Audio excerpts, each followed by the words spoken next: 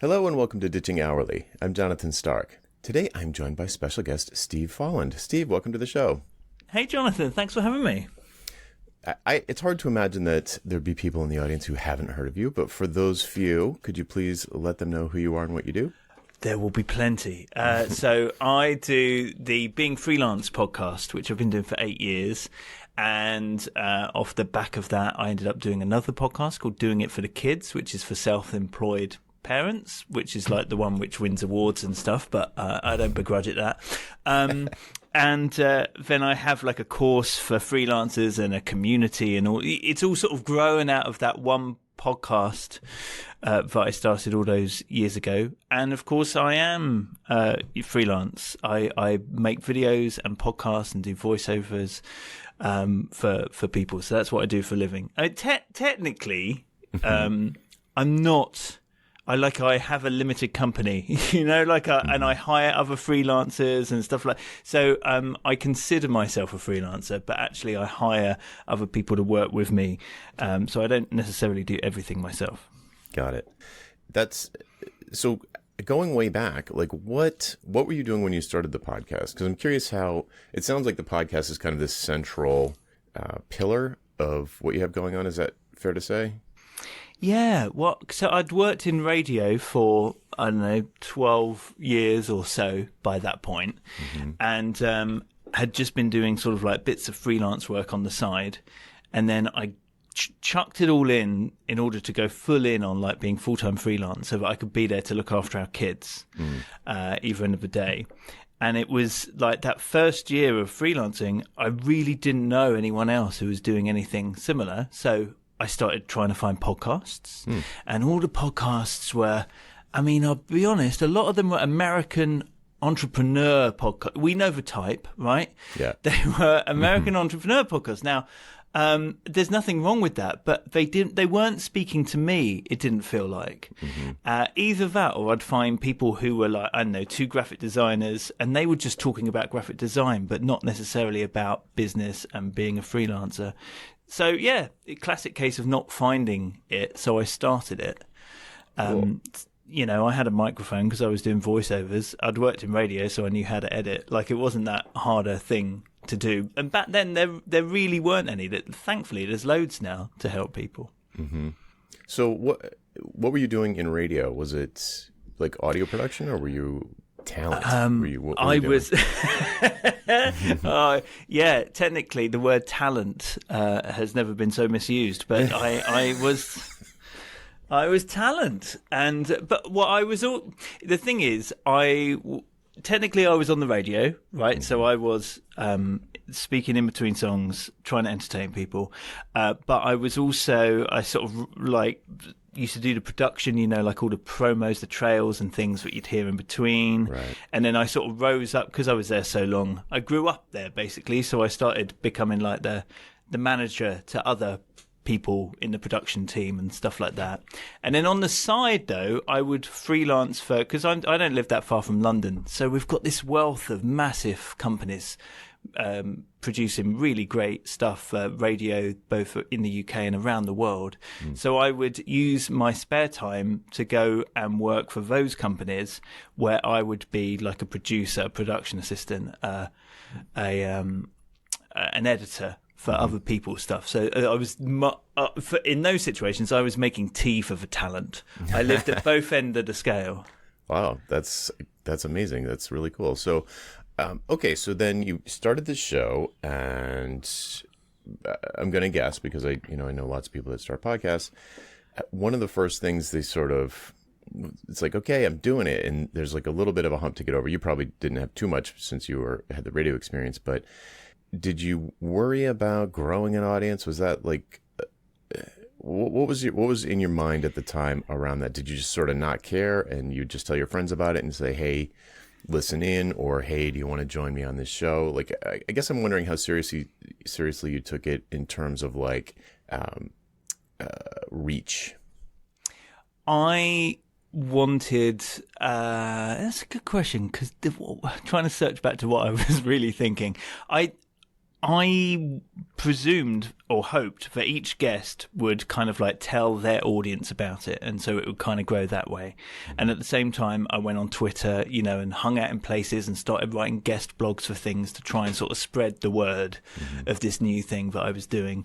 But at the same time, I was also looking after my daughter one day a week. I was trying to actually do stuff that was making me money because the podcast wasn't. So I was actually trying to do my freelance work. So I wasn't hyper focused on like growth of the podcast. I was just trying to make it and benefit from it and trying to get it in front of, many people as I could in the amount of time I had available.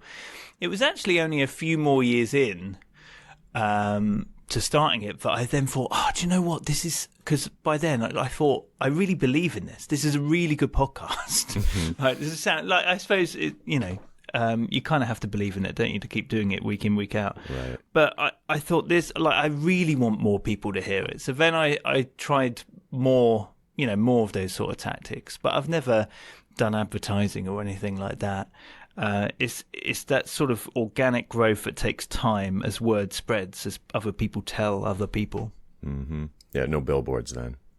No, not yet. I remember the first time I saw a billboard in my town for a podcast. I was like, "Wow, wow!" Yeah, podcasts were like. I mean, it was a while ago. I don't think it wouldn't be nearly as surprising now. But I was like, "Podcast? Seriously?" This was back when. I mean, I've been podcasting since 2013, I think 2015, something like that, and it still felt like a real nerdy, goofy kind of thing to do. I think, at least to me, it did. And so when I saw a billboard, I was like, "Whoa, radio's in trouble," because radio and personal injury lawyers are pretty much the only billboards you see around here. Yeah, when I did work on the radio, I did almost once get run over by a bus which had my face on it.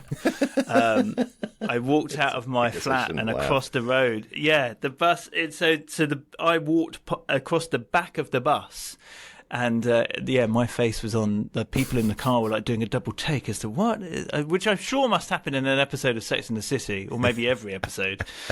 But yeah, it did happen. Oh man. So you were doing it. You believed in it. At a certain point, you wanted more people to be listening to it. What was there a point where you were like, went all in, air quotes, like where you're like, this is I don't know, this is.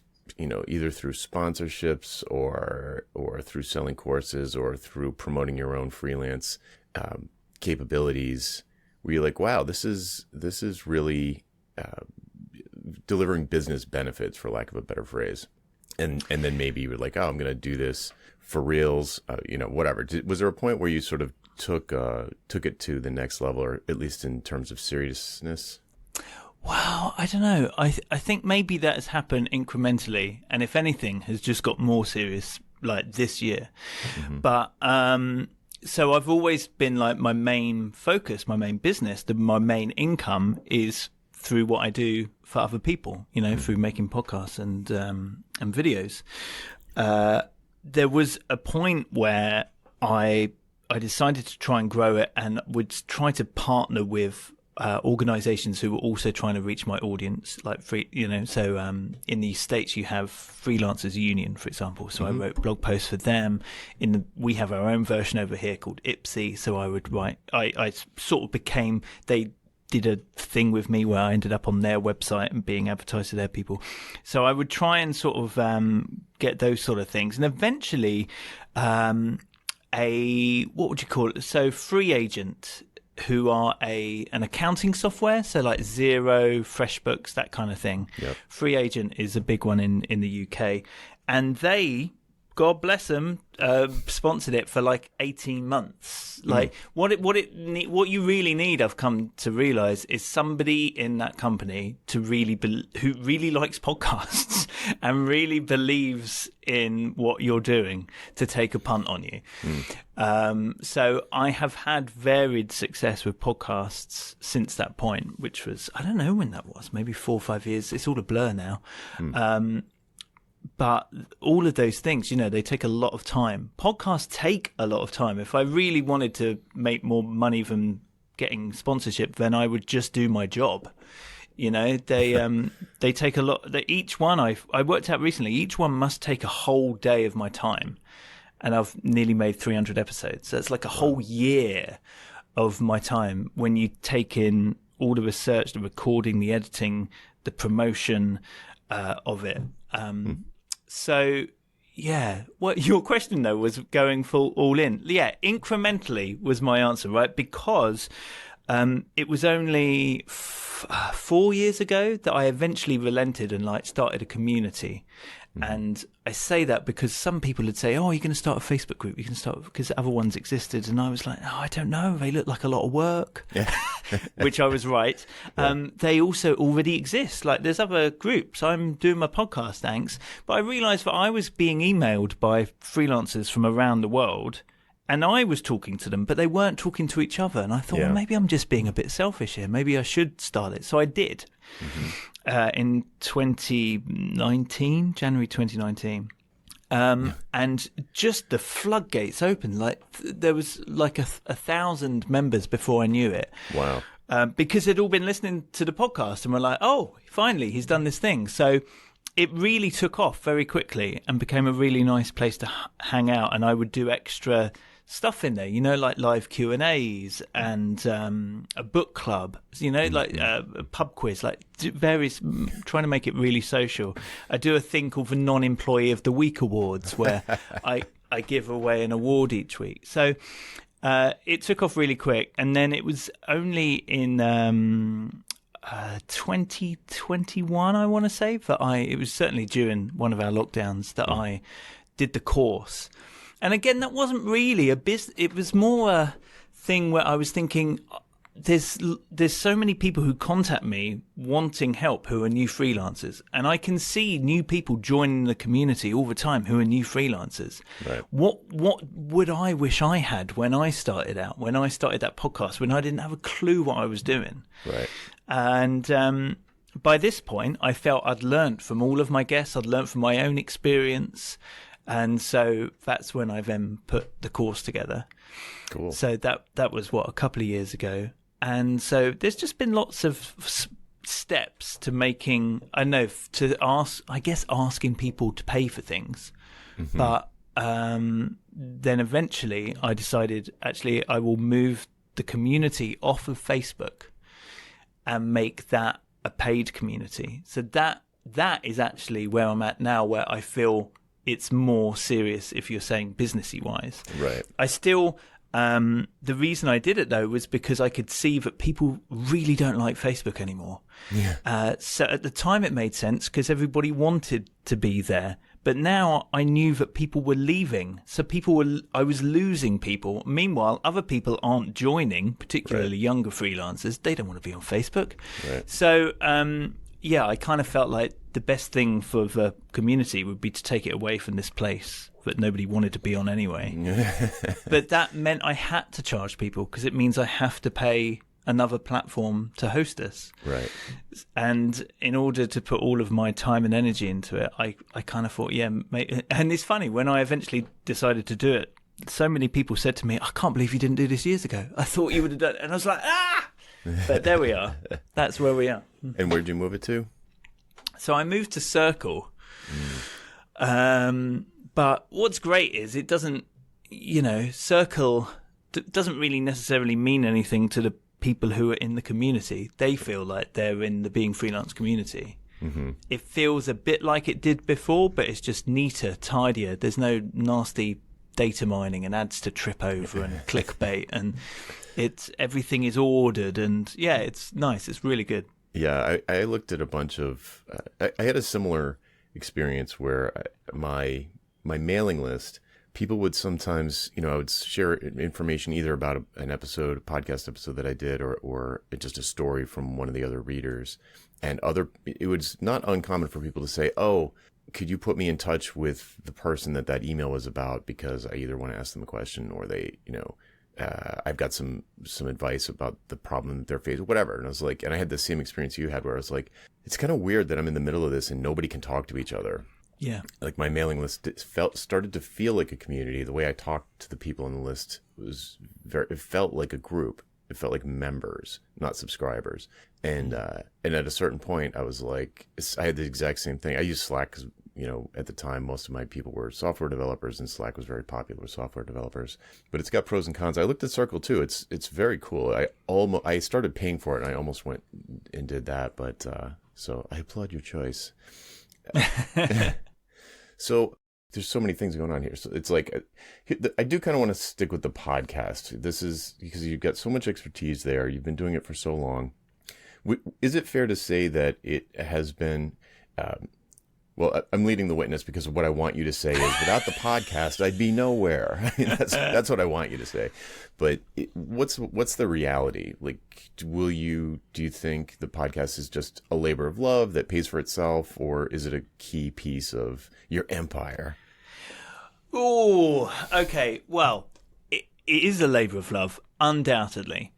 But, because so many times people have come up to me over the years and saying, I really love what you do with Being Freelance, Steve, but how do you monetize it? Mm-hmm. I would get asked that question so much to the point where I'd almost feel embarrassed. I'd sort of say, well, I'm just kind of be nice.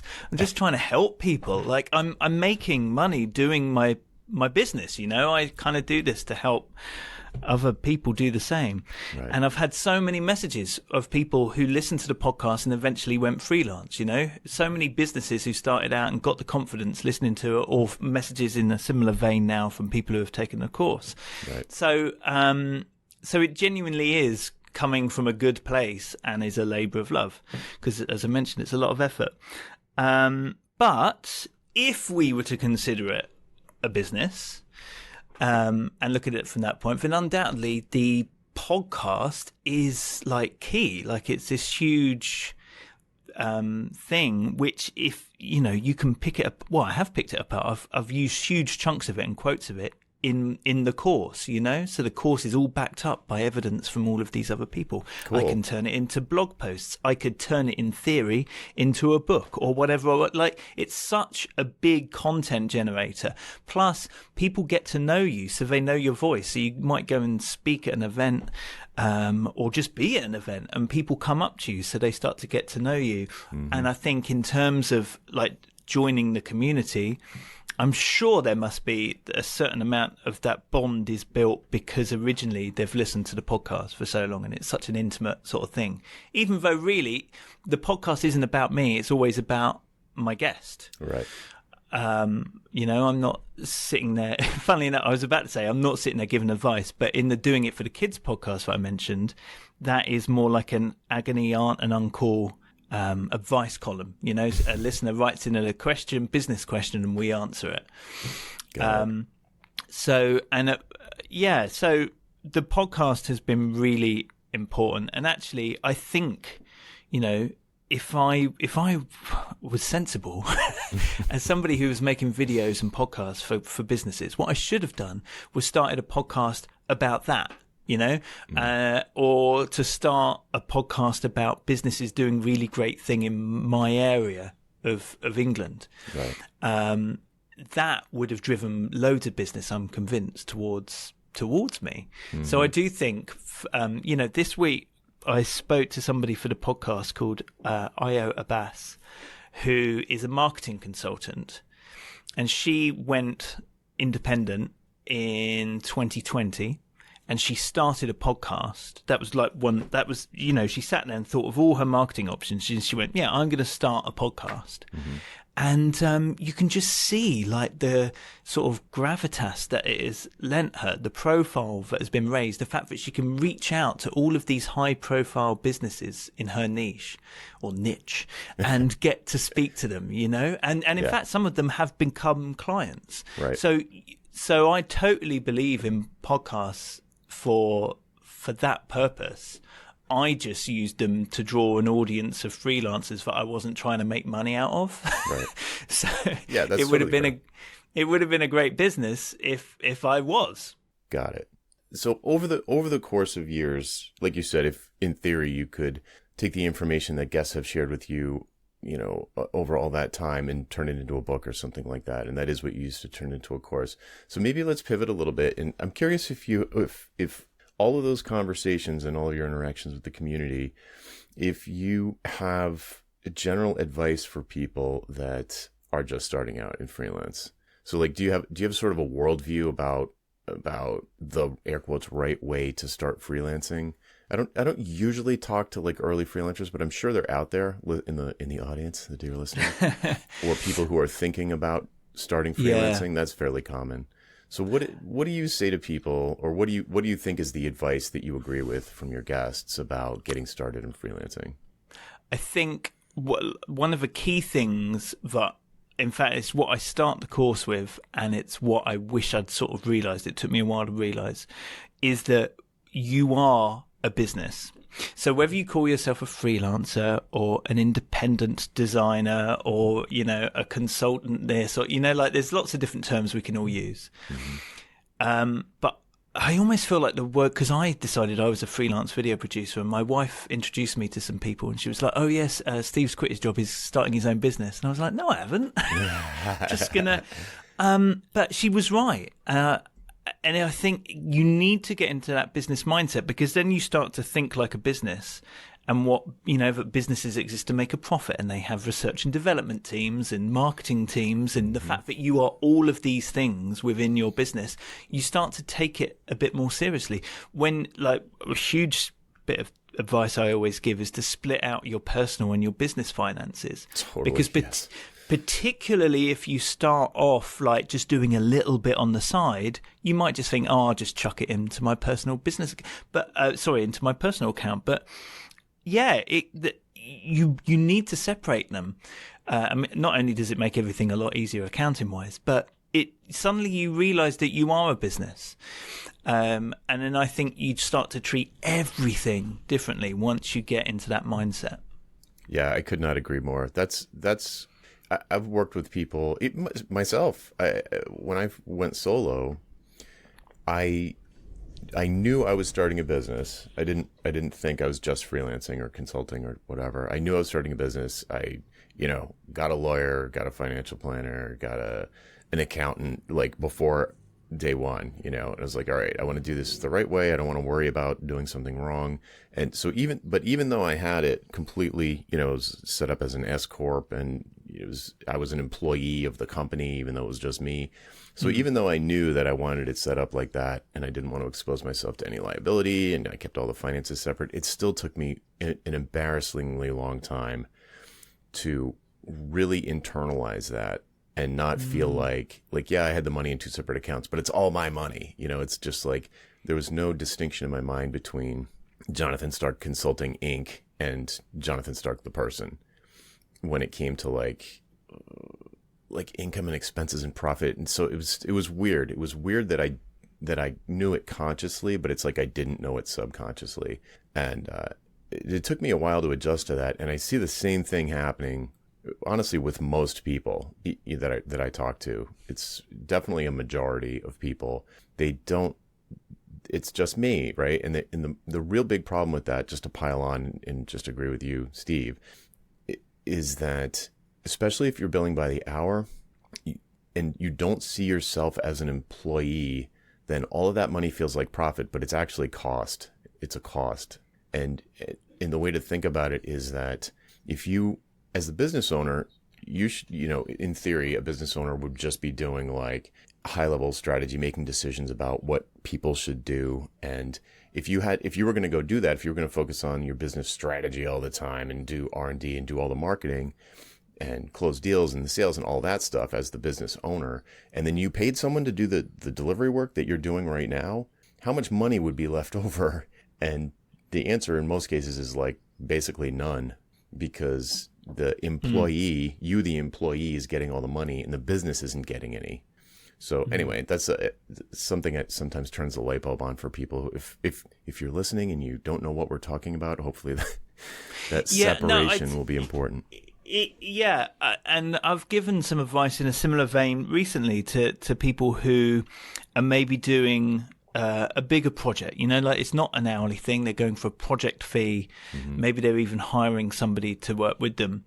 And I've kind of said that, even if you are the person, let's say you're a graphic designer, you're designing this thing, but you're also project managing it because you're getting photographs from this person and copy from this person. Like, what I sort of advised them to take into account what they would pay the graphic designer if it wasn't them. And for that matter, what if they were ill and they had to hire another graphic designer? What are they going to pay that person? And then if they were so busy with their graphic design because they're so brilliant that they had to hire a project manager to manage it, what would they be paying that person? So even though it's you, what are you paying yourself for doing that? And then, to think about what would be the profit on top of that, like this extra bit of money, which is for the business. It's not going to pay anybody's salary for all of the different jobs which are happening, but it's making your business better. So that next time you hire a copywriter, you've got a buffer of cash so you can pay them immediately and be the best hirer of subcontractors there ever was. Or that, the next time the pandemic comes along, you can afford to take time off and pay yourself out of a buffer of cash, or to invest in a new computer or whatever it might be. So I think it takes a while to get your head into thinking, oh yeah, okay, I'm doing all of these things, but what if I wasn't? Right. And I think there's also a layer of guilt about adding on profit, about adding on money that seemingly isn't being used for anything, because it's just you're not itemizing it towards anything. It's just for the business, in quotation marks. Right.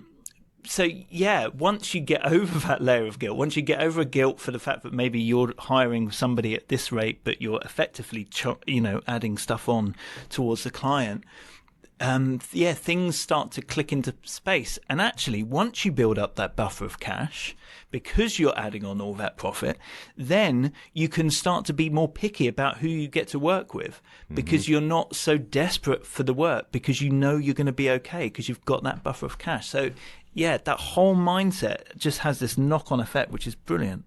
Yeah, excellent. I love it. And it's so true. I completely agree. Like that desperation for like the next gig. It's like, I don't know where my rent is coming from. It's like that puts you in a really bad position in terms of leverage. Anybody that comes along with a pulse and a checkbook becomes like, it's like, let's do it.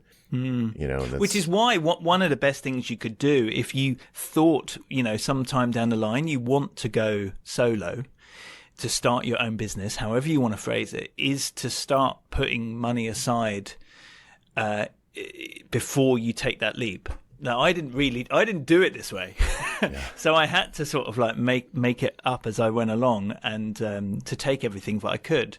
But the sensible people have 6 months, even a year, 3, 6, 12 months of cash behind them, as well as having built up clients and networks and things before they then take that leap. And it leaves them in such a better place. Yeah. I mean, if you could do that, like if you had, 6 months of runway and, a mailing list with 1,000 people on it from your desired target market, it's like, hello. Yeah, I got a question yesterday. How do I know? It was something to the effect of, I've got a full-time job. How do I know? And I have a full-time job and I want to go solo. How do I know when it's the right time?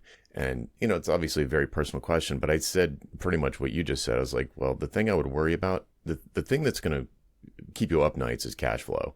So if, once you go solo, it's going to be cash flow. So if you're not worried about that, or if you have reason to believe that your cash flow is going to be solid, or you've got a nest egg built up, or, your current employer is going to hire you on a part-time basis after you leave because they need you to wrap up a project or something like that, and you feel comfortable that you can sort of you can just predict that the odds are good that you've got at least enough money for 6 months, either in the bank or you're confident that it'll be incoming, then that's probably a good time. That would make me feel comfortable enough to do it. When I went solo, I basically left a firm and worked out an arrangement with my employer where I took 2 clients with me, and we split the money. And it was no big deal. I wasn't nervous at all. And I'm not a big risk taker. So I was like, but I feel like that's the move. If you just hopefully people, the worst is when someone gets laid off and they're just like, I don't have any money. I need to start freelancing immediately. And that's a terrible situation to be in, of course. So you want to be as far away from that as possible so you can make smart decisions. Yeah.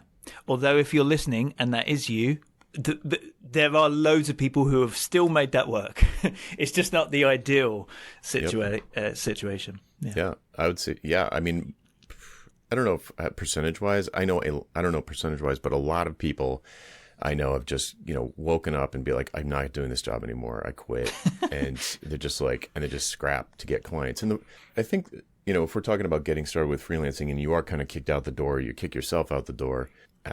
The first year doesn't have to be terrible, because the first year you've got like a sort of built-in marketing story where you can go to your network of friends, family, colleagues, and so forth. And you've got this kind of underdog story going for you where it's like, either finally decided or that I'm going to start a business, or I'm not going back to, I'll never work for an idiot again kind of story. And that gets people on your side. It's something to share. Everyone will be rooting for you, and you can kind of use your network to land a couple of like keep the lights on gigs right out of the gate. It's not uncommon for that to happen. But once that does happen, you want to be, keep your eyes on 18 months from now when you're just another freelancer scrapping for cash. It's not that interesting story is going to be gone. So in that buffer period, it's like you want to be doing that sales and marketing stuff that you never had to do as an employee, and that business owners do need to do. Yeah. Well, cool. This has been great.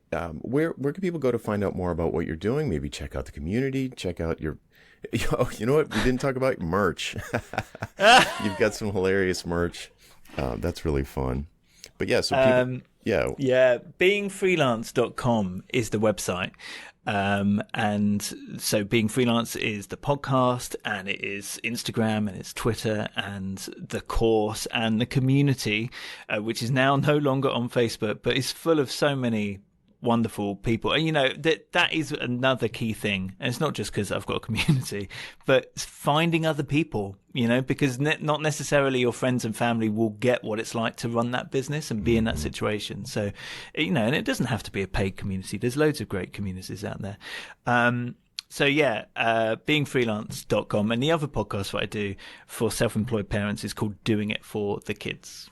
Awesome. Yeah, run over there and get a non-employee of the week mug. I'm told they're back in stock. All right, Steve, thanks a lot. Thank you. All right, folks, that's it for this time. I'm Jonathan Stark, and I hope you join me again next time on Ditching Hourly. Bye.